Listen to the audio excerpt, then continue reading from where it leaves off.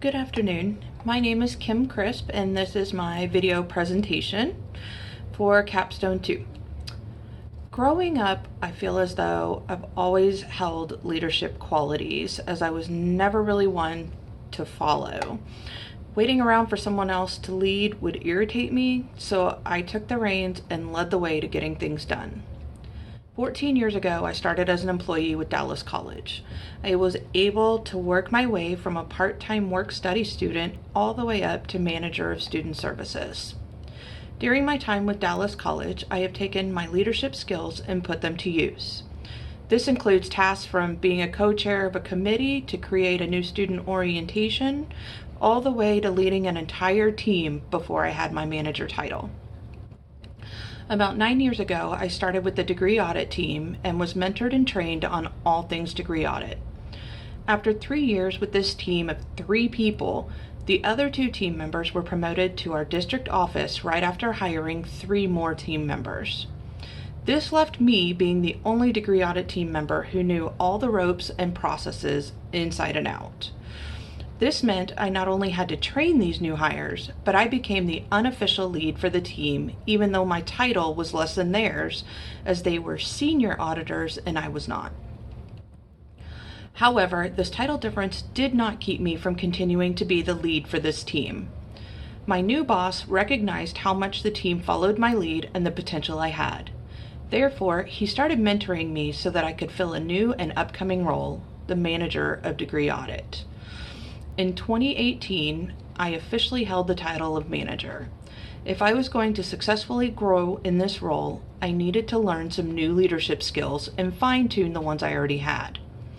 This led me to researching programs where I could obtain this knowledge, which is how I found the Organizational Leadership Program through Texas A&M Commerce. I was a leader who spoke out and took charge. However, I needed help with my tactfulness and patience, reactivity, and bluntness, just to name a few. I knew I would never remain a successful leader if I couldn't learn these qualities. Right after I started the major classes for the organizational leadership degree, Dallas College announced a major organizational change. As I completed the major courses, I realized that I was living a real-life example of everything I was learning. In the Issues to Organizational Leadership course, I learned more about my personal leadership style and strategy. Being able to reflect on who I was as a leader and how others saw me was difficult, but it helped me to see where my weaknesses were so I could work to improve those. It also helped me to ponder on a deeper level what a leader really is, as well as what I would want in a leader.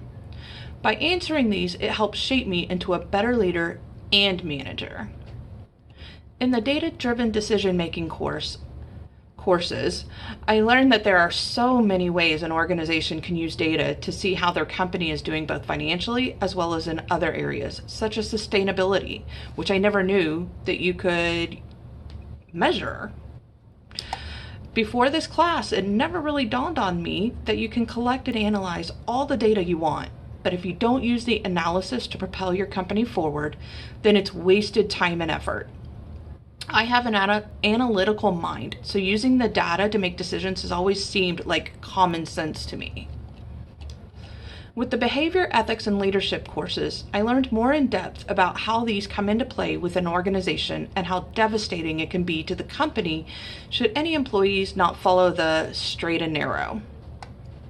The self-assessment exercises helped me figure out more in depth, as well as if there were any actions or beliefs that I demonstrated that teetered on the line of ethics. In addition, I was able to use the information learned from these courses to help me decipher and make educated decisions about how the leadership at Dallas College seemed to be during the change. Were the decisions they were making ethical or borderline ethical? Did leadership have morals that they follow? And what were they? These answers assisted me with deciding if Dallas College was still an institution I wanted to be employed by. The leadership theory courses and the leading change course were the most beneficial courses to me while going through the Dallas College reorganization. I was able to take the knowledge I learned and apply it in the workplace.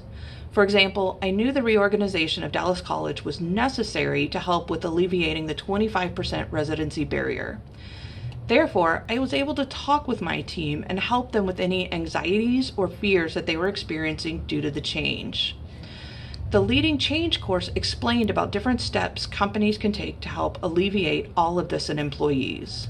Since Dallas College leadership didn't seem to be doing this, I felt it was important for me to be the person to help with the change, at least with the employees and students I worked with. I always tried to be the supporter of this change, even through the own doubts I had in my head.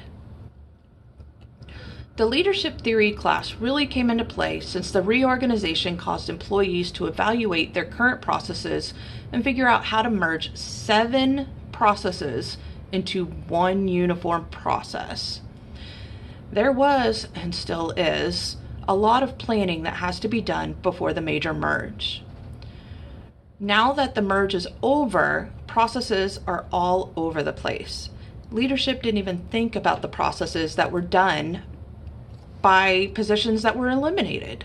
Therefore, there were certain things, such as the cancellation of classes and contacting the affected students, that fell through the cracks until it became an issue. My Capstone courses have made me realize just how much I've learned throughout my major courses and how much is extremely beneficial and practical. It has helped me see how I can apply the different teachings in my real life, not only with my career, but with the volunteer opportunities I take on outside of work. Today, even though I am no longer a manager due to the reorganization and the elimination of my position, I am still in a leadership position with my same group. I continue to lead by example and use my knowledge and experience to help guide each situation I experience. My direct supervisor even comes to me for feedback on how to handle certain situations or my thoughts on how to restructure our group and processes.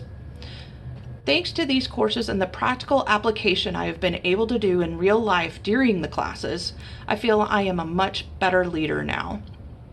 I am still learning how to control my reactivity in negative situations. However, both my previous supervisor and my current supervisor have relayed to me how much growth they have seen in me over the last 2 years. From here, I am unsure of where I want to go, as I'm an older student and have a team and supervisor that respects me. And that's hard to find sometimes in the workplace. I do know, however, that I will continue to improve upon my leadership skills and help others achieve the same in themselves. Thank you.